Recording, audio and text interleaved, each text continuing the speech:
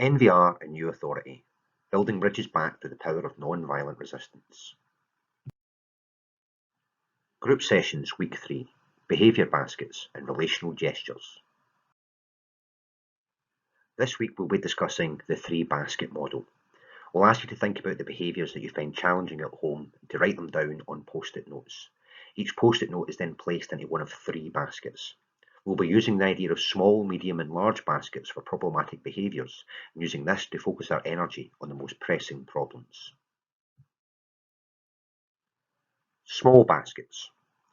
Once you've written down all the problematic behaviours, we'll ask you to put 1 or 2 maximum into the small basket. These will be the ones you will focus on during this group. The small basket behaviours could be, for example, an accommodation-orientated behaviour. This is a problem in which parents are involved through their own accommodating behaviours. For example, some parents might indicate a child's refusal to speak in class is the biggest problem.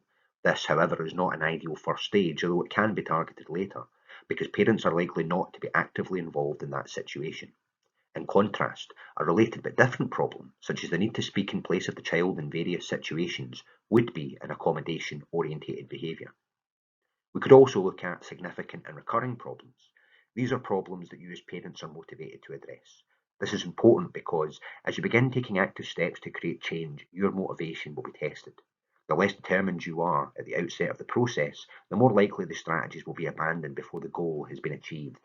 The best target behaviour is one that you feel as though you have no choice in needing to address, because it is vital to the child and their welfare. The first target behaviour chosen does not need to be the last one. Others can be addressed following this using the same strategies. However, choosing too many from the beginning will likely result in none being addressed. We know that there are other problems that you're hoping to address, and that this problem is not the only one on your plate. You probably want to ask, well, what should we do about the other thing while we're working on this? We're going to advise that you keep doing what you have been doing for the time being, and make a conscious choice not to argue about it with your child. Remember that by making one small change, you are teaching your child a tremendously important lesson, that they can change their behaviour and that you can help them do it.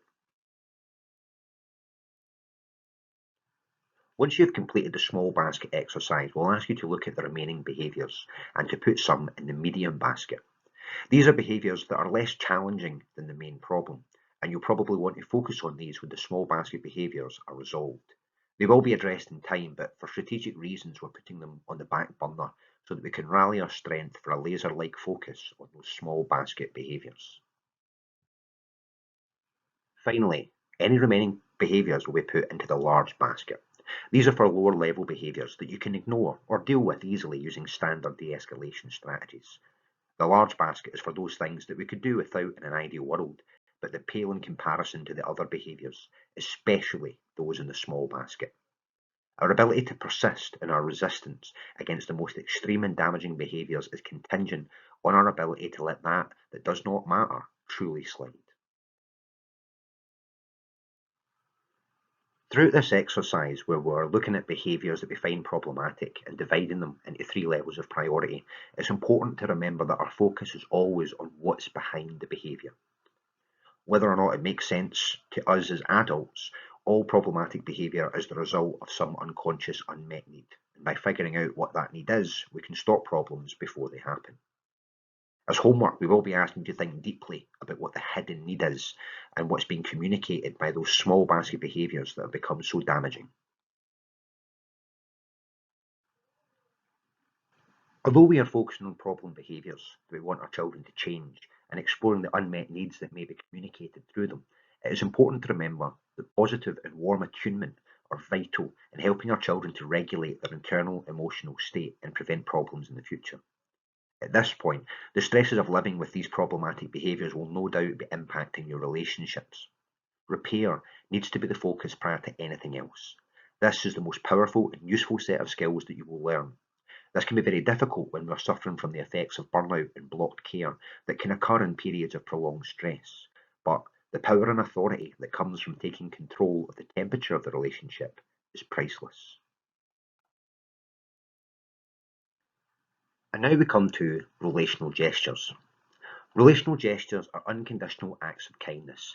It doesn't matter if there's no appreciation or if they're thrown back.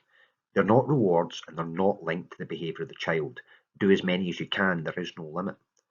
Relational gestures are small and symbolic. They're not presents or rewards. And ultimately, they're about raising parental presence, helping to develop and repair the parent-child bond, and addressing the unmet needs of the child.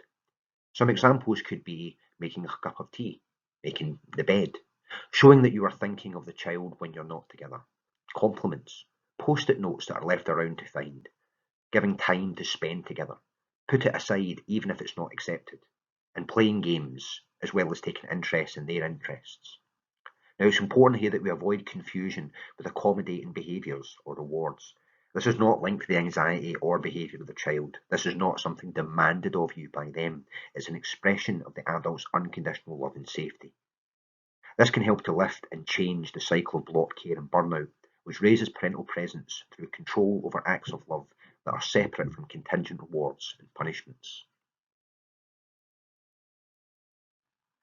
By thinking about and changing some of your behaviours in relation to the things we've discussed today in terms of prioritising behaviours and promoting relational gestures, you are demonstrating the two hands of parenting. You're nurturing your relationship and also providing discipline. This is an and situation, not an either or. The main idea we will leave you with today is connection before correction.